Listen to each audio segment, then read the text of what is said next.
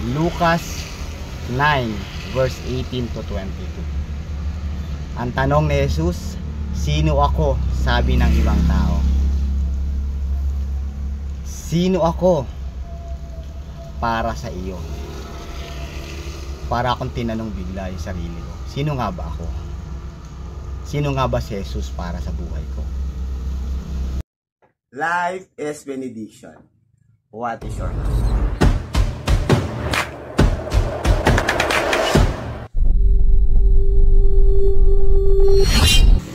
Sino ba tayo para sa ibang tao?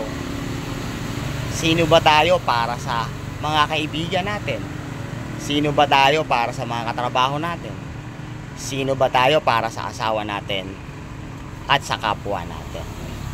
Importante yan na malaman natin. Pero bago tayo dumating doon, may happy thoughts ako sa iyo. And this is the truth in life.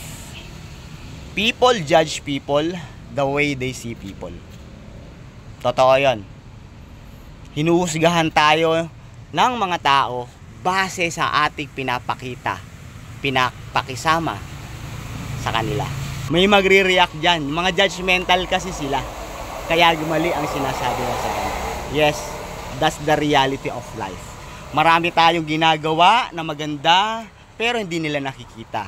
Pero mas dinajudge nila tayo sa mababaw na pananaw. But hindi natin masisisi yung mga tao kung ginajudge tayo. Minsan kailangan nating ibalik sa sarili natin, sino ba talaga ako? Bakit yun ang sinabi niya sa akin? Sino ba ako? Ano ba ang ginawa ko sa kanya?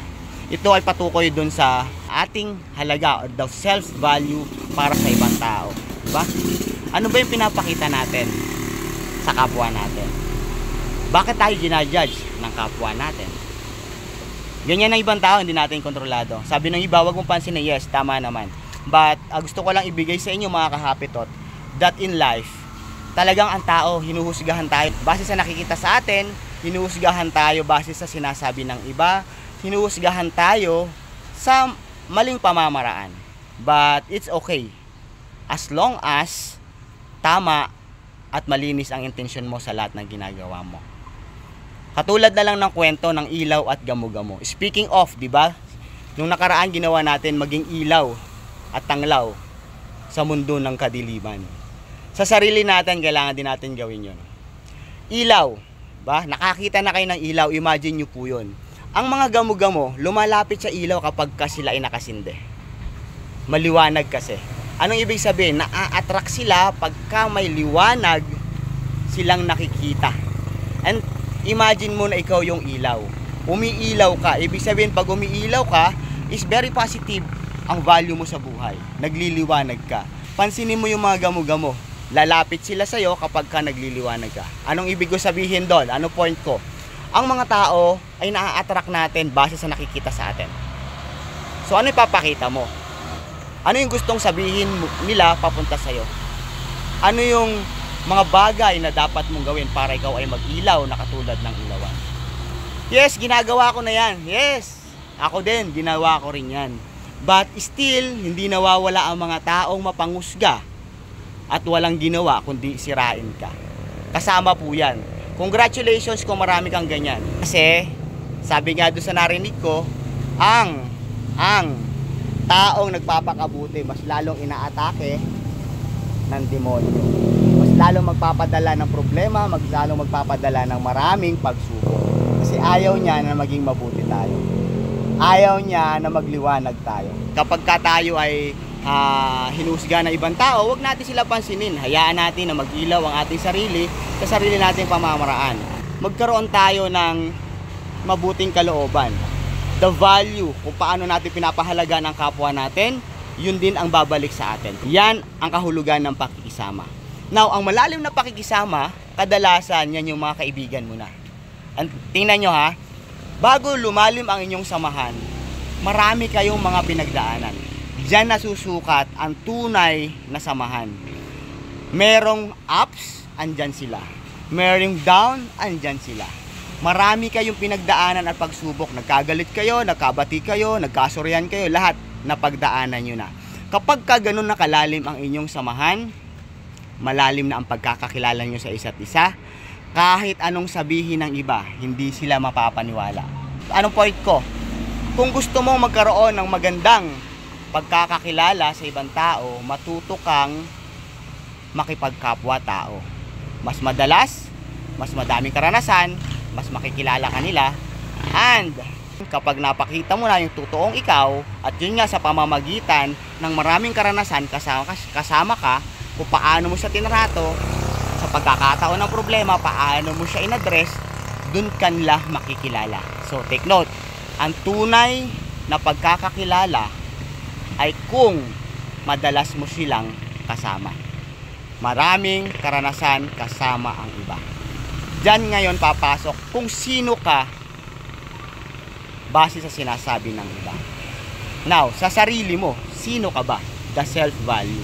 Alam mo ba kung sino ka, ano ang halaga mo? Again, lahat ng value ng ating mga sarili ay nakukuha sa mga experience. Mas malalim na pagkakilala sa sarili, mas malalim na tiwala sa sarili, makukuha mo yan kapag marami kang na-experience na ups and down, na problema na nasolusyonan, na nalusutan. Pag mas marami kang naging problema, ibig sabihin, mas makikilala mo ano ang tunay mong kakayanan. And kahit ano pa ang sabihin nila, hindi ka nila kayang tibagin. Siraan ka man nila, malalim ang pinanggagalingan at pagkakakilala mo sa sarili. Ang tawag dyan is self-value. Now, para ka magkaroon ng lahat ng value na yan, kailangan may mas kilala ka na nagtuturo kung paano magkaroon ng ibang klaseng halaga patungo sa iba. Katulad ng tanong sa Lucas, sino ba ako sa ibang tao? At para sa'yo, sino ako? Yun ang dapat natin kilalanin. Sino ba talaga si Jesus? Ano ba yung mga tinuturo niya sa atin? Kasi yun, pag nakilala natin siya ng gusto, yung una kong diniscuss, lahat yun covered na niya. Kasi ituturo sa'yo kung paano ka magkakaroon ng value sa ibang tao. Ituturo niya sa'yo kung paano mo papahalagahan ang sarili mo at ang ibang tao. Ang pakikisama at ang pagkikipagkilala. Ngayon, sinabi ko kanina na dapat mas madalas natin siyang kasama. Anong point ko? Para mas makilala natin si Jesus sa pang-araw-araw nating buhay, dapat lagi natin siyang kasama. Kapag puno tayo ng problema, kapag nararamdaman natin, akala natin ay hindi tayo sinasamahan ng Diyos, biniblame ba natin siya? Or sinasabi mo, hindi, nandyan siya. Pagkakilala natin ng malalim ang ating Panginoong Jesus, kahit sa gitna ng problema, alam mo kasama mo siya. Alam mong hindi kanya pinapabayaan. Kahit minsan parang feeling mo, wala siya sa paligid mo. Minsan akala mo hindi kanya dinidinig. Kapag malalim ang iyong pagkakakilala sa kanya, sigurado ko, hindi ka basta-basta mawawala. Ang iyong liwanag, kahit takpan pa yan, or patayin ng paulit-ulit ng mga taong pariseyo, mapanghusga, hindi ka basta-basta titigil. Kung ano ang layunin mong kabutihan, kung ano ang iyong gustong mangyari sa buhay, basta yan ay naka-align sa turo ng ating Panginoon, hindi ka basta-basta mamamatay. Alam mo kung bakit? Sinabi din sa verse, ang anak ng tao ay nakatakda na pahirapan, ipako sa krus at pamatay, and sa pangatlong araw, siya ay mabubuhay na magmuli. Anong ibig sabihin nun? Sa pagsama natin kay Jesus, laging kasama ang pagsubok, ang hirap, ang pagpako sa krus. Pero kung tutuloy tayo sa ating liwanag kasama siya, hindi tayo kayang patayin ng lahat ng mga masasamang elemento sa paligid natin. Ngayon, tatanungin ulit kita, sino ka ba? Sabi ng ibang tao. Sino ka ba? Sabi ng mga mahal mo sa buhay. Sino ka ba? Sabi ng mga kaibigan mo. Sa sarili mo, sino ka ba? Ano ba ang iyong halaga? At tandaan, sa mundong ibabaw, ang pamantayan ay people judge people the way they see people. Ipakita mo ay liwanag para ang sabihin nila ay liwanag. Iwas sa kadiliman, iwas sa panlalamang at kasamaan na dulot ng kalaban. Pre, wala pa rin booking. Tatanungin naman kita ngayon. Pare, para sa'yo, sino ako? Sagot! Sino ka? Ikaw si Benny. Sumunod. Sino ako para sa'yo? Asawa kita. Busy? Paano ba tinatrato ang kapwa mo? Paano mo ba naging best friend ang best friend mo? Sino ako? Sabi ng ibang tao.